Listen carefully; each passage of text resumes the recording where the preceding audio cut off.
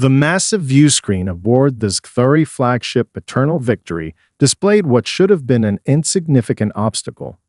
A single human warship, its sleek silver hull reflecting the distant starlight, held position at the edge of the Centauri sector. According to all tactical assessments, this lone vessel should have retreated at the first sight of the Xthuri battle fleet.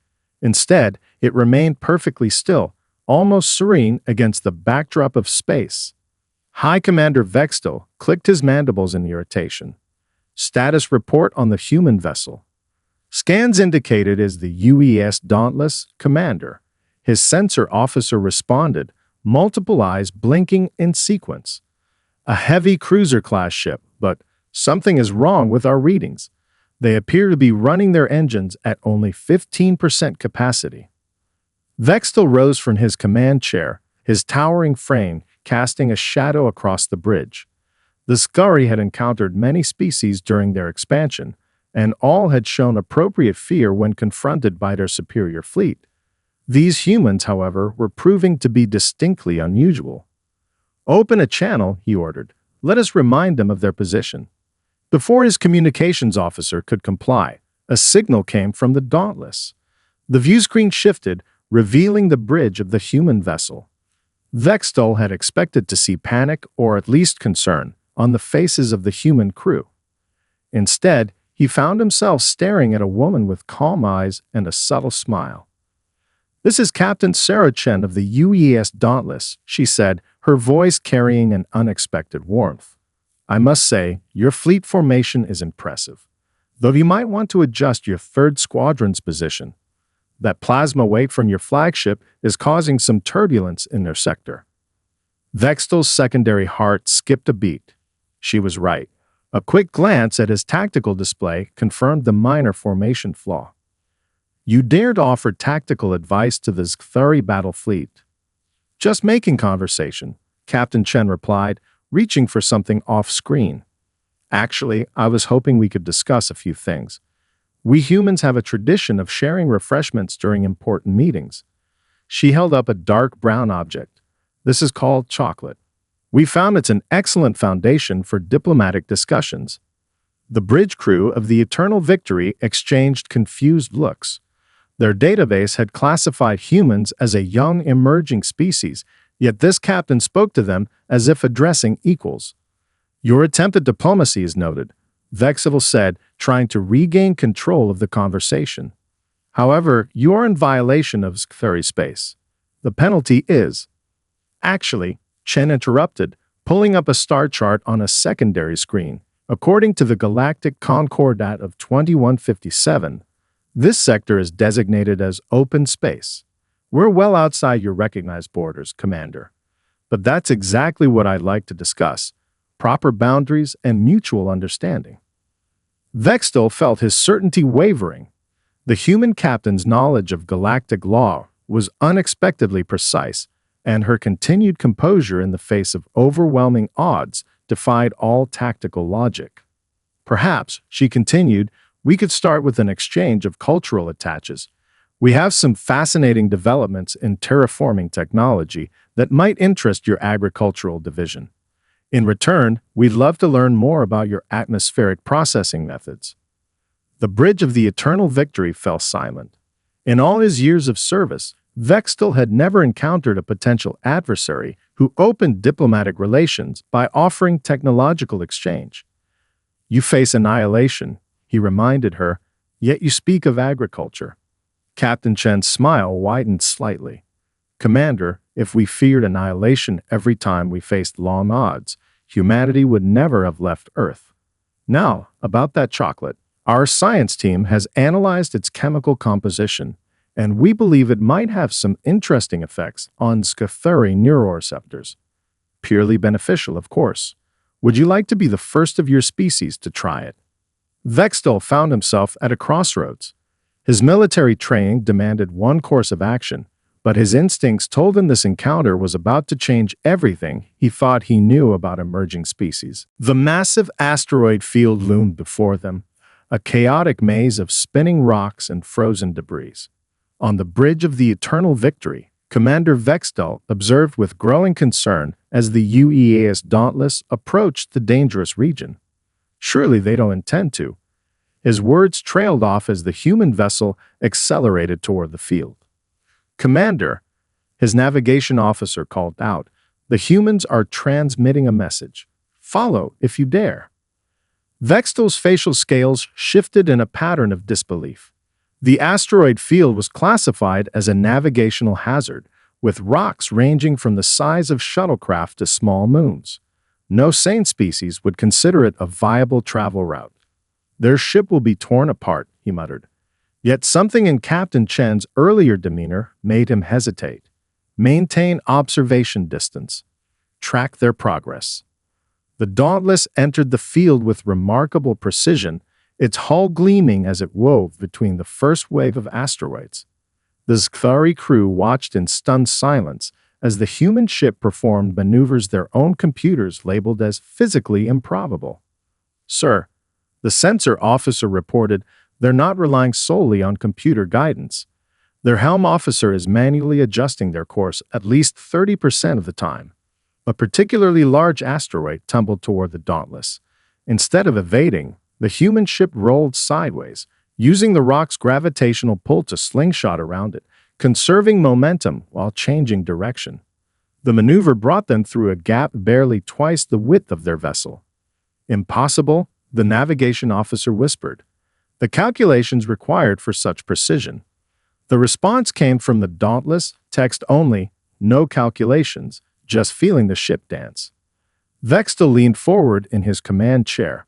Open a channel. Captain Chen's face appeared on screen, her expression focused but relaxed. Behind her, her bridge crew worked with fluid coordination, as if the dangerous asteroid navigation was nothing more than a routine exercise. Enjoying the show, Commander? She asked, her hands moving across her control panel without looking. Your actions defy all established protocols for safe space travel, Vextel responded. How can your crew operate with such precision in these conditions? A slight smile crossed Chen's face as she guided her ship through another seemingly impossible gap. We humans have a saying, the impossible just takes a little longer. Every cadet at our space academy spends hundreds of hours in simulators practicing extreme conditions. When they graduate, they're ready for anything. The Dauntless executed a perfect spiral around a spinning asteroid cluster, using minimal thruster power. The move would have torn apart most ships of similar size. You treat your vessel as if it were an extension of your own body, Vextel observed. That's exactly right, Chen replied. To us, a ship isn't just a machine. It's a partner in dance. Every vibration, every slight change in engine tone tells a story. We learn to listen. As if to demonstrate her point, the Dauntless threaded through a series of colliding asteroids, its movements so precise it appeared to be guided by precognition rather than technology. Besides, Chen continued, this little dance serves a purpose. These asteroids contain rare mineral deposits that could benefit both our peoples. We've mapped safe routes through this field for mining operations. Would you like to share the data? Vextel's bridge crew turned to him, awaiting his response. In the space of a few minutes, these humans had demonstrated mastery over conditions his own people considered unsurvivable, then immediately offered to share their knowledge. Your proposal is interesting, he admitted. But how can we trust that these routes are safe for our vessels? Chen's smile widened. Simple. We'll teach your pilots our methods. After all, the best way to build trust is to learn from each other. What do you say, Commander? Ready to learn how to dance among the stars. Looking at his tactical display, Vextel realized that somewhere between entering the asteroid field and now, the balance of power had shifted. These humans weren't just surviving impossible conditions, they were thriving in them and offering to show others the way. The grand chamber of the Xthari Science Council buzzed with nervous energy as Chief Researcher Kellex presented his findings. The curved walls displayed holographic data about Earth, each image more bewildering than the last. Honorable Council members, Kellex began, his scales shifting to the formal purple of academic discourse. Our initial assessment of human capabilities was fundamentally flawed. We didn't understand because we were asking the wrong questions. The head counselor leaned forward. Explain. Calyx gestured, and the central hologram showed Earth's surface. We assumed their planet was similar to other life-bearing worlds. Instead, we found this. The image zoomed in on various regions. Their world experiences constant geological upheaval. Tectonic plates collide, mountains spew molten rock, and storms reshape entire coastlines. Murmurs rippled through the chamber. How did they survive such conditions? That's the fascinating part, Calyx continued. They didn't just survive, they adapted. Look at their historical records. New images appeared, showing human settlements in every imaginable environment. They built cities in deserts, established research stations in frozen wastes, and created floating platforms on turbulent oceans. The council watched as data streamed across the displays. Temperature variations that would kill most species, atmospheric pressure changes that should have made development impossible, and radiation levels that defied conventional habitability models. Their bodies evolved to handle these extremes, Calyx explained. But their minds evolved to see possibilities where others see barriers. When faced with an ocean, they didn't just build boats. They created vessels that could dive beneath the waves. When confronted with mountains, they didn't just climb them. They carved passages through them. One council member raised a hand. This explains their ship handling abilities. Precisely. Calyx brought up footage of the UEAS Dauntless navigating the asteroid field. What we witnessed wasn't reckless behavior. It was the application of their evolutionary heritage. Humans don't see space as an inherently hostile environment because their homeworld taught them that adaptation is the key to survival. The head counselor's scales shifted to a thoughtful blue. Yet they show no signs of the aggression typically found in species from challenging environments. Another misconception, Calyx replied. Their history shows remarkable capacity for both competition and cooperation. When facing environmental challenges, they consistently form communities, share resources, and combine their knowledge to overcome obstacles. New data appeared, showing human technological progression. Their development wasn't linear. They experienced setbacks, disasters, and conflicts. But each time, they emerged stronger, having learned from their failures. What are your conclusions, Chief Researcher? Calyx paused, ensuring his next words carried appropriate weight. The humans represent something unprecedented. They combine the adaptability of a survival species with the collaborative instincts of a social one. They have the technological innovation of an advanced civilization while maintaining the flexibility of an emerging one. The chamber fell silent as the implications sank in. Finally, a junior council member spoke up. The diplomatic overtures from their ship. Yes, Calyx confirmed. Captain Chen's approach wasn't just political strategy. It reflects their fundamental nature. Humans instinctively seek to transform challenges into opportunities for growth and connection. The head counselor rose, their scales now showing the deep green of decisive action. Your recommendations? Engage with them, Calyx said firmly. Not as potential adversaries or subordinate species, but as equals. Their perspective on survival and adaptation could revolutionize our own approaches to space exploration and colonization. As the council chamber erupted in discussion, Calyx added one final observation. Remember, honorable members, we're not just dealing with another spacefaring species. We're encountering beings who turned one of the most challenging worlds we've ever studied into a cradle of innovation. The question isn't whether humans are ready for advanced galactic civilization. The question is whether we're ready for them. The Xthuri patrol vessel Shadow Reach emerged from hyperspace near the human research station Helios Point, its weapons primed and scanners active. Commander Vextel had dispatched them to investigate reports of unusual energy signatures in the sector. Life signs confirmed, reported the sensor officer. 23 humans aboard the station. Their shield generators appeared to be malfunctioning. Station Chief Dr. Elena Martinez watched the alien ships approach from Helios Point's observation deck. Behind her, her team worked with practiced efficiency, their movements precise despite the tension in the air. "Doctor, they're hailing us," her communications officer announced. The Zkhari captain's image appeared on the main screen, mandibles clicking in what Elena recognized as a gesture of authority. "Human station, your defensive systems are compromised. By order of the Zkhari Imperium, prepare for inspection." Elena smiled, the same calm expression that had become characteristic of human representatives during these encounters. "We'd be happy to welcome you aboard, Captain. Though I should mention that our atmospheric sensors are quite sensitive. You might want to adjust your approach vector." "Your attempts at deception are noted," the Zkhari captain responded. "Our scans show your shield generators are offline." "Oh, those old things." Elena glanced at her tablet. "We found a more interesting use for them." "Dr. Zhang, would you care to demonstrate?" At her signal, the research station's external arrays hummed to life.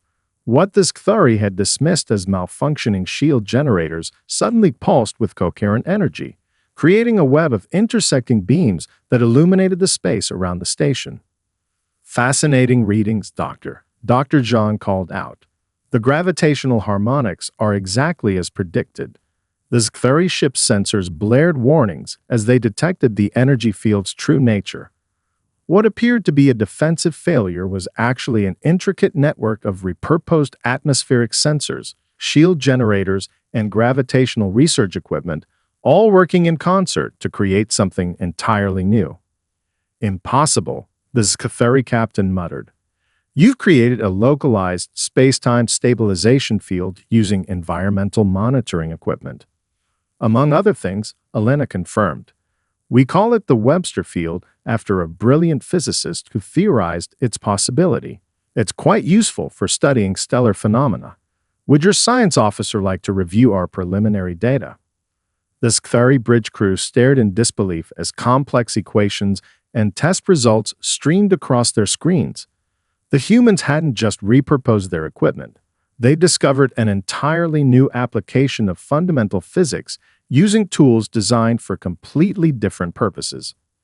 "Your station's defensive capabilities," the captain began, "are exactly as your scans indicated," Elena finished. "We simply found better uses for our resources. Now about that inspection. We'd love to share our research methods. Your expertise in quantum mechanics could be invaluable for our next series of experiments." The Zkhari captain's scales shifted through several colors before settling on a shade that indicated deep thought. "You faced a potentially hostile inspection, yet you chose to continue your research and offer collaboration." "Of course," Elena replied, as if it were the most natural response in the world. "Science doesn't stop for politics. Besides, we found that sharing knowledge tends to turn potential adversaries into valuable colleagues." Dr. Zhang approached the screen, excitement evident in his voice. "Captain, we've detected some unusual quantum fluctuations in your ship's wake. Have you considered modifying your drive harmonics to study them? We could combine our sensor arrays to gather more detailed data." The Zkhari science officer perked up noticeably at this suggestion, their professional curiosity overriding military protocol. The captain noticed the shift in his crew's attention and made a decision that would later be noted in both Zkhari and human records. "Perhaps," the captain said carefully, "our inspection should begin with your research methodology. For security purposes, of course." Elena's smile widened. "Of course. Shall we start with quantum mechanics, or would you prefer to discuss our recent breakthroughs in gravitational field manipulation?" The hydroponics bay of Space Station Unity stretched before Ambassador Techvol, like a green jewel suspended in space. Rows of terrestrial and alien plants thrived under carefully calibrated light arrays, their leaves swaying gently in the artificial breeze. The Zkhari diplomat found himself entranced by the improbable sight of an earth oak growing next to a Centaurian crystal leaf tree. "Remarkable, isn't it?" Dr. Maya Patel gestured toward the seamlessly integrated garden systems. "We found that earth plants adapt surprisingly well to alien soil compositions, especially when we introduce specific bacterial cultures. Tekval's scales rippled with curiosity. Our agricultural experts deemed it impossible to grow non-native species in Xthuri soil compounds. The mineral content alone should prevent proper nutrient absorption. Mina walked over to a monitoring station, bringing up detailed biochemical readings. That's where traditional thinking limited possibilities. Watch this. She adjusted several environmental controls, and the plants responded immediately, their growth patterns shifting to accommodate the changes. We discovered that plants, like humans, have remarkable adaptive capabilities, she explained. The trick isn't forcing them to grow in alien conditions, it's helping them discover how to thrive in new environments. The ambassador moved closer to examine a particularly vigorous earth tomato plant growing in distinctly purple Xthuri soil. These techniques could revolutionize our colony world development programs. Exactly why we proposed this joint agricultural project, Maya agreed. But the benefits go beyond just food production. She led him to another section of the garden where a team of human and Xthuri botanists worked side by side, comparing notes and adjusting growth parameters. Look at how the plants interact, she continued. Earth species and Xthuri varieties supporting each other, creating micro-ecosystems that benefit both. Rather like our peoples, wouldn't you say? Tekval's scales shifted to a thoughtful blue. An interesting parallel. Though I admit, when we first encountered your species, agriculture was not what we expected to discuss. Maya laughed, the sound echoing pleasantly through the garden chamber. Sometimes the best way to understand each other is to grow together. She reached up and plucked a ripe tomato, its red skin nearly glowing under the artificial sunlight. Would you like to try it? We've modified this variety to be compatible with Xthuri biology. The ambassador hesitated only briefly before accepting the offering. His people had learned that human gestures of sharing food carried deep cultural significance. As he carefully tasted the fruit, his eyes widened in surprise. The flavor, it's remarkably similar to our sacred sun fruits. No accident, Maya explained, leading him to a research terminal. We studied Xthuri dietary preferences and cultural significance of various foods. This tomato variety was specifically developed to bridge our culinary traditions. The terminal displayed complex genetic sequences alongside cultural data from both species. It was a perfect example of how humans approached problems, not just solving the immediate technical challenge, but considering the broader implications for understanding and cooperation. Dr. Patel, Tekval said, his tone formal but warm, I believe my government would be very interested in expanding this project to other colony worlds.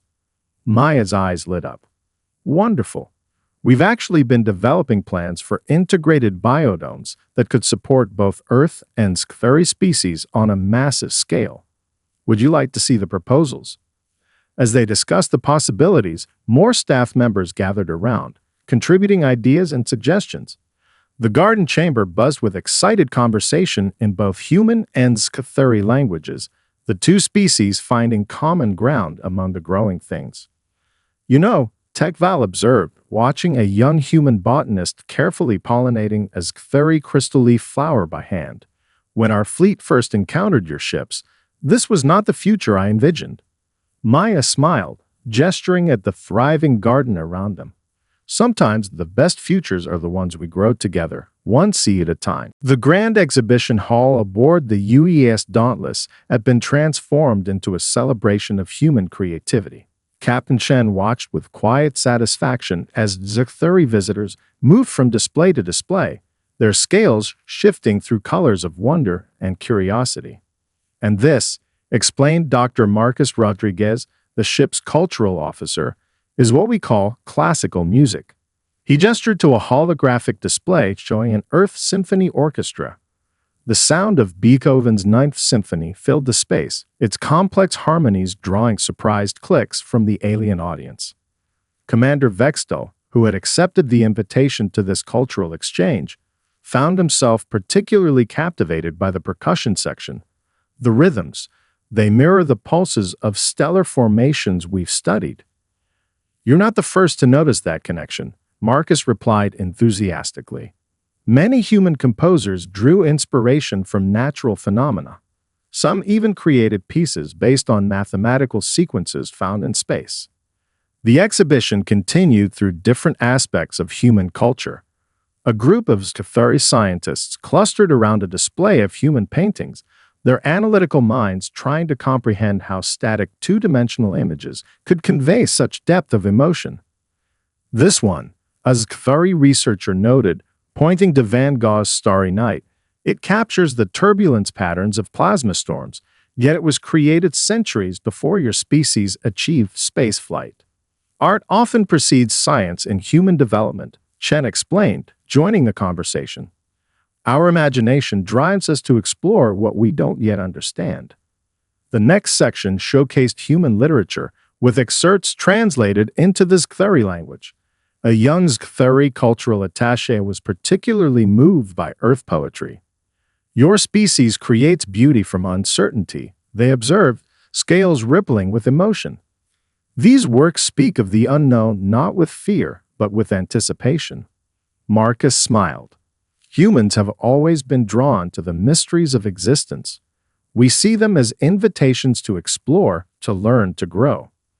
The exhibition's centerpiece was an interactive installation where visitors could experience different Earth environments through advanced sensory technology. SciFi diplomats found themselves walking through rainforests, scaling mountains, and diving into oceans, all while remaining safely aboard the Dauntless. Each of these environments shaped our development, Chen explained to Vextidal as they watched a simulation of an Earth sunrise. We learned to adapt to them, but more importantly, we learned to appreciate their beauty. And this appreciation led to your success in space. Vextidal asked, his tone curious rather than challenging.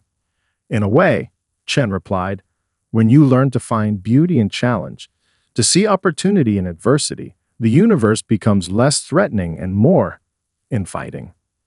The cultural exchange took an unexpected turn when a human engineer demonstrated the concept of dance. The SciFi, with their rigid exoskeletons, had never considered such forms of movement as expression.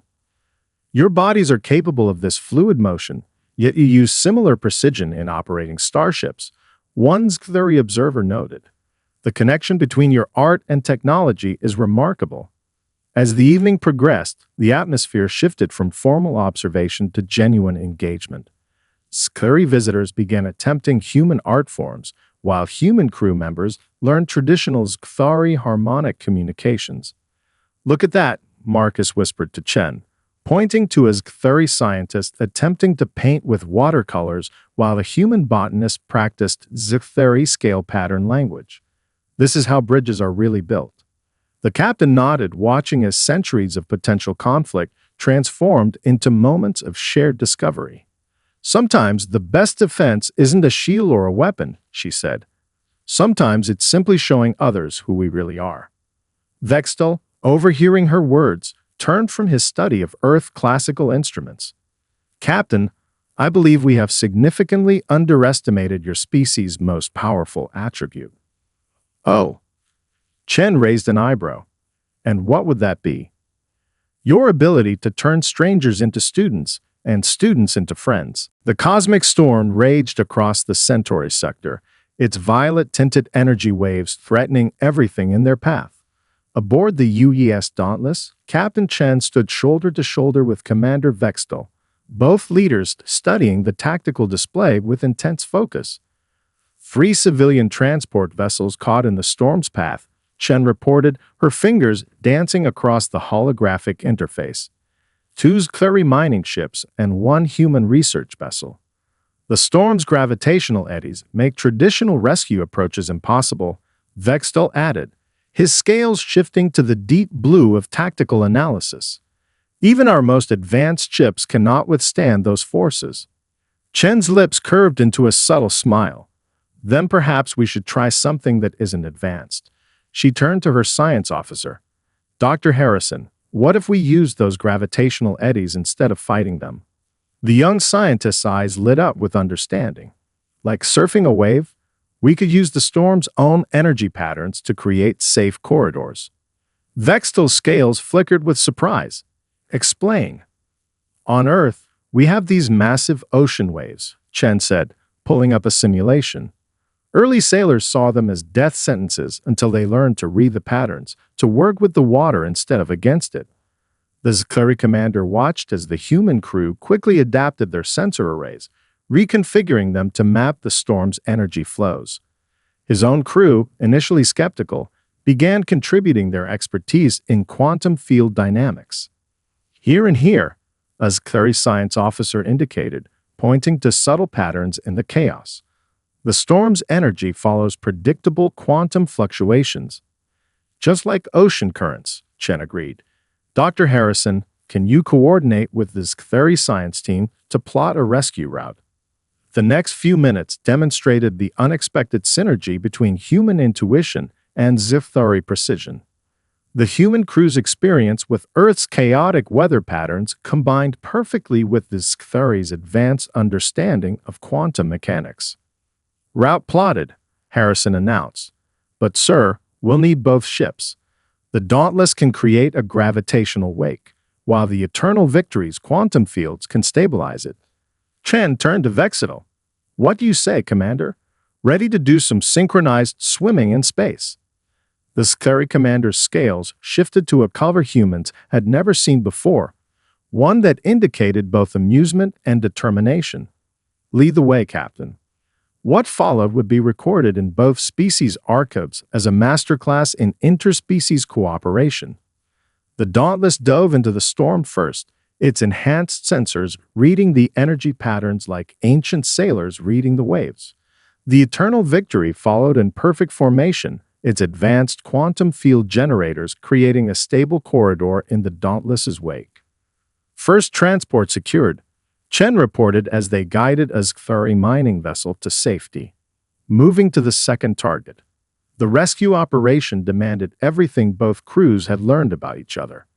Human adaptability merged with Zkhari precision, creating a dance through the cosmic storm that shouldn't have been possible.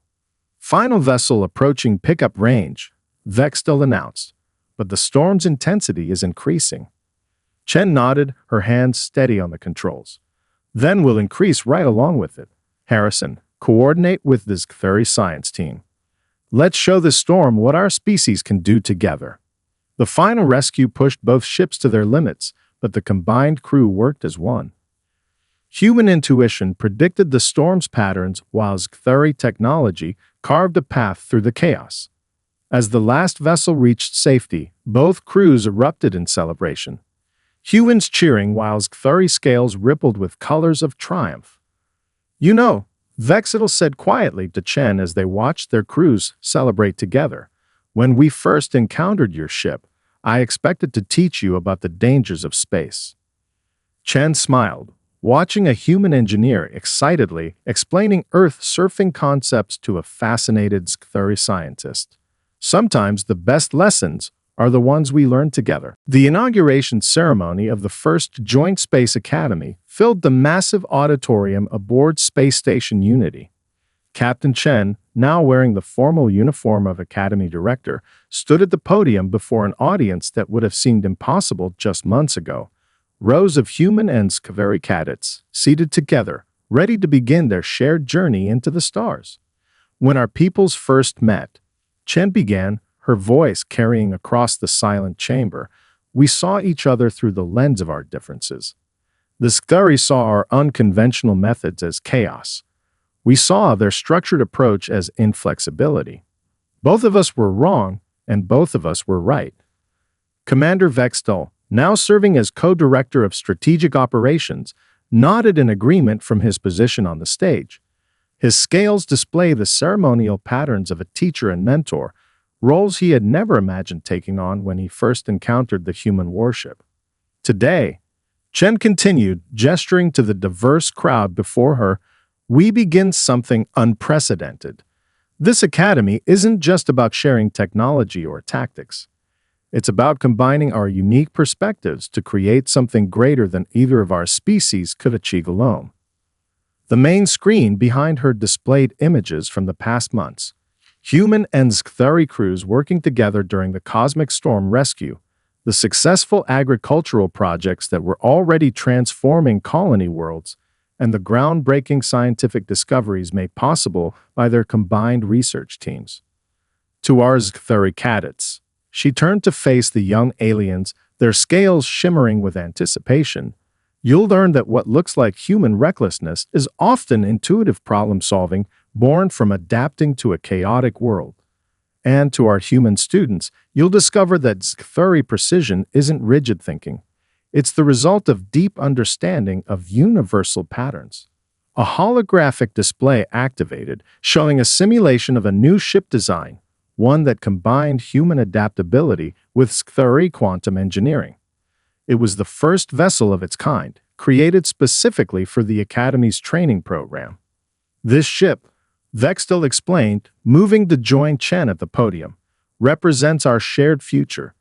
Its design incorporates human creativity and Xthari precision. Its systems require both our species' strengths to operate at peak efficiency. It is, like this academy, a bridge between our worlds. Chen smiled as she watched the cadets study the hologram with eager interest. Your first year will challenge everything you think you know about space exploration. Humans will learn Xthari quantum mathematics. Xthari will study human emergency adaptation techniques. Together, you'll create new methods that neither of our species has imagined yet. The atmosphere in the auditorium crackled with excitement as the cadets began to understand the scope of what they would be learning. This wasn't just about space travel. It was about reshaping how both species approach the universe. Remember, Chen said, her voice taking on a more personal tone, every great discovery in history began with someone asking, what if? What if we tried something new? What if we looked at the problem differently? What if we worked together instead of standing apart? Vextel's scales shifted to the newly documented color that indicated shared purpose, a pattern that had only emerged through regular interaction with humans. Today, we stop asking what if and start asking what next. As the ceremony concluded, the first class of the Joint Space Academy stood together, humans and Xthari side by side, ready to begin their training. In the audience, Dr. Elena Martinez from Helios Point whispered to Ambassador Tekval, who would have thought a warning about a human warship would lead to this? The ambassador's scales rippled with amusement. Perhaps that's the greatest lesson we've learned from humans, that warnings of danger can become invitations to understanding. Chen watched as her new students began to mingle, already forming the bonds that would carry them into the future. She turned to Vextel with a grin, ready to show them how to dance among the stars. The Xthari commander's response carried the warmth of true friendship. As long as you're ready to teach them how to calculate the dance steps,